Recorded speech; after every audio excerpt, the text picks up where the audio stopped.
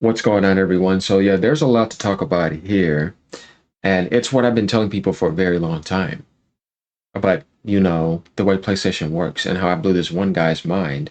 And let's get to this title before I continue this story. All right, like, comment, subscribe. Sony PlayStation 5 era profits soar past 13 billion, outpacing all prior PlayStation generations.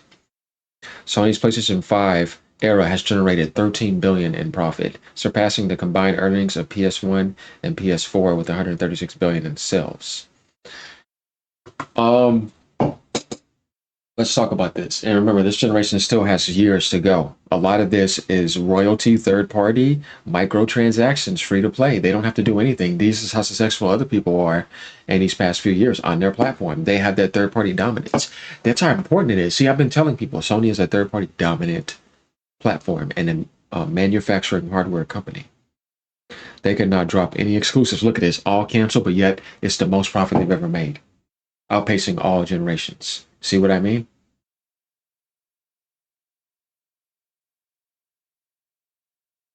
It's all right there. Ponies sit down. We got a lot to explain here. They did this, and there's still at least 2+ strong years left. Three, actually, of this generation, because they may launch it in 2028, according to. I'm still going by the FTC court documents when they were saying that. I mean, I could see the earliest at late 2027, maybe for Microsoft, but Sony, I think 2028. Finish the generation strong. That's another thing I don't like. It's like, let's finish this generation. You owe people more video games, finish strong, finish the Unreal Engine 5. You know what I mean? Don't just make this a beta test generation. That's why I get tired of hearing about this other. So I'm like, you guys, finish your generation. Nintendo finished the Switch and even revealed the Switch 2 as a teaser to say, get off my back in January this year, remember? But they finished off their generation strong and are still releasing. That's how you do it. Like, don't start getting into like all this pointless stuff when we got to finish this right here now. That's the thing that I don't like. But getting back to this, so you see what I mean? Most people that buy a PlayStation are buying it for third party. Their first party, they haven't been releasing anything. Imagine if their live service was actually successful. They would have had an insane generation. This is what I mean by like the past 2 years where it could have been filled with single player games. That would have been more there. That could have been 15 or 16.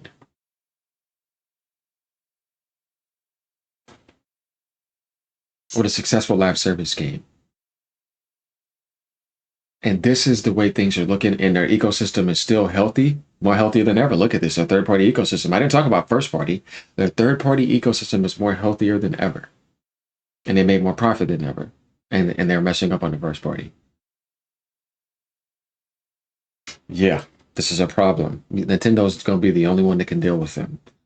Um, and since the industry sees this and the industry likes this, they're going to just want to strengthen the PlayStation ecosystem more, specifically for third party. See, this is the extreme opposite of my first party is doing this and I'm creating this and I'm running my console. No, that's not Sony's game. They're trying to improve their first party, what they were supposed to because they messed up this generation, while making third party still powerhouse and royal for PlayStation, party royalty, and having all the third party open platform aspects on the console and being the most powerful. The industry's not going to want to strip any power from them. They're going to want to empower them more and push that. And they're going to money hat more and empower the PS4, 5, 6, because this is another industry by itself that they don't want to go away because it's always going to profit very well. Same thing with Nintendo, just like with Steam and, and stuff like that going on. So this is gives us more of an idea of a picture. I'm glad they finally released some stuff so I could see things here. There's more to look at here, though. Now we're going to get to the page here. Crazy, right? Ponies? You still sit down. All right. Going down, it says Sony's PS5 era generated over 13 billion. We've seen that. Table of contents. Um, Sony's PlayStation 5 has defied early pandemic era challenges to become the company's most lucrative console generation ever, racking up over 13 billion in operating profits in just 5 years. This figure, revealed in Sony's latest business segment meeting on June 4th, 2025, eclipses the combined 10 billion profits of PS1, 2, 3, and 4. But the reason why, and look how much PS2 sold more, it's like I said, this third party, this microtransaction, free to play gotcha stuff. They're just sitting there and it's dominating because they have third party dominance. And that's why you better hope the Nintendo third party grows even more. I've seen some people say some stuff today. I'm like, the console just launched. It's the extreme opposite of Sony. Nobody would be buying a Switch to play. To me, I'm not buying a Switch to play Cyberpunk or what? I have that on my PC right here to play at max settings, damn near, with ray tracing on and all that. And nothing against people that are enjoying it on the Switch, you know what I mean? Definitely if you like a handheld experience. I still think it's cool. It's selling and actually doing well. And they actually did a, you know, an actual game card, which I like CD Projekt. They've always been pro-consumer. That's why they have GOG. But yeah, the console just came out. Do you expect like third-party dominance to happen on a Nintendo platform when Mario Kart World is the point of the beginning of it, and then continuing your backwards compatibility enhancements and other Switch 2 updates to happen? It's going to be first-party right now. Most people are getting that for Nintendo. It's Nintendo people. They're not looking at third-party. I have my PC for that. You know what I mean? So when I see people say that, I was like, man, I'm not offended. That makes sense to me. You know what I mean? I'm not a fanboy like that. It doesn't need to look positive. And Matt Piscatella came out and said the same thing, like, yeah, but this is a way better third party launch than Switch 1. So actually, Nintendo's making an improvement compared to their last generation. They're sitting over here trying to go off of one post and magnify that and make it seem like it's like, but dude, it's Nintendo platform. You know what I mean? Like, it's still way better than before. And over time, third party will only get better and better. The install base is going to get bigger and bigger. And that's good for the industry.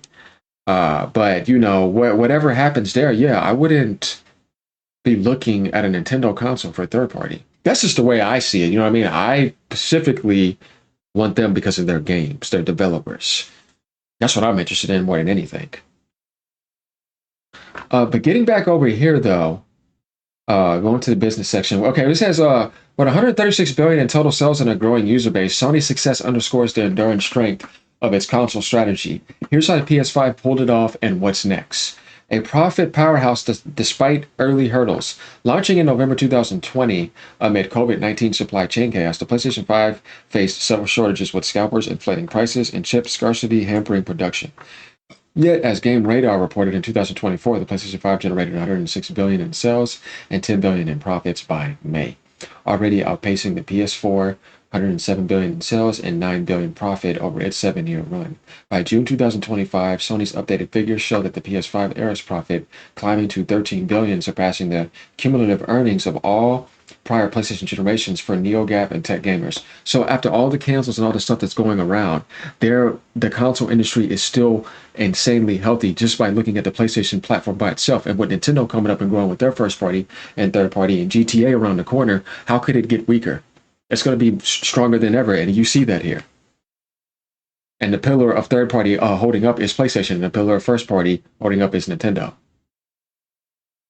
You see what I'm saying? And then Microsoft is providing a great content service for PC and for Xbox and putting their games on PlayStation and whatever they're going to be bringing to Nintendo. But I think for the most part, it'll be whatever they can get on there. So whatever else profit they're adding into when it comes to any hardware sales or whatever else they're selling on their consoles or whatever. But look in here, we're talking about powerhouse, like, and that's PlayStation for third party. And going back down more though, Sony Interactive Entertainment CEO Hideaki Nishida hailed the PS5 era as the largest in total sales and operating income in PlayStation history.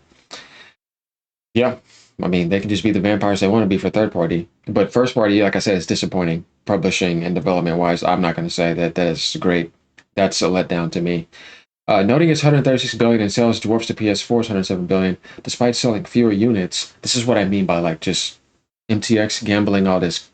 To me, the way I see things, like if you're really succeeding in gaming, your hardware is selling well, and so is your software selling well, and are doing very well, and it's actual video games because people are buying a game because it's good. They're not just sitting there gambling to try to get something. That's not the same as me as making a free-to-play game that nobody has to buy and you're just making a bunch of money off of microtransactions. That's not the video game spirit to me. I hate it. It may work for certain games like Fortnite and Apex, certain games like that, but for so many that has flooded the market, it is just degrading for gaming.